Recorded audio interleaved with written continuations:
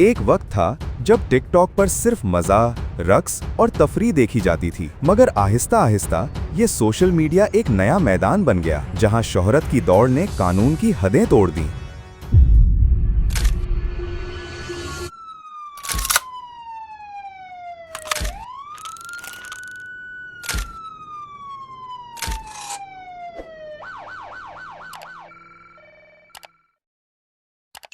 ये है कहानी उन टिकटॉक गैंग्स की जिनके लिए व्यूज ही सब कुछ बन गए और अंजाम एक ही, जेल।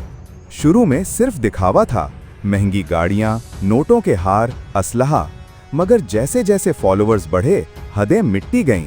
कुछ ने रोड पर स्टंट्स शुरू किए, कुछ ने ताकत का नया फैशन बनाया, बंदूक के साथ लाइव जाना और हर वीडियो के आखिर में फख्र से कहना, हम ही हैं टिकटॉक के बादशाह।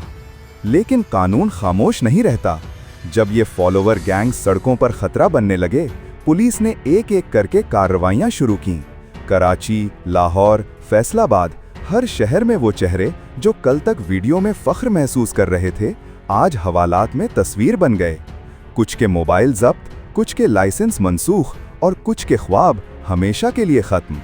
शोहरत बुरी नहीं, मगर जब शोहरत का मकसद इज्जत के बजाय डर बन जाए तो वो फेम नहीं, फितने की सूरत ले लेती है। ये कहानी उन नौजवानों की है जिन्होंने व्यूज के लिए खतरा मोल लिया और भूल गए कि असली पहचान लाइक से नहीं, किरदार से बनती है। ये नया जमाना है जहां फेम के साथ जिम्मेदारी भी आनी चाहिए, वरना टिकटॉक गैंग की कहानी हर मोहल्ले में दोहराई जाती रहेगी।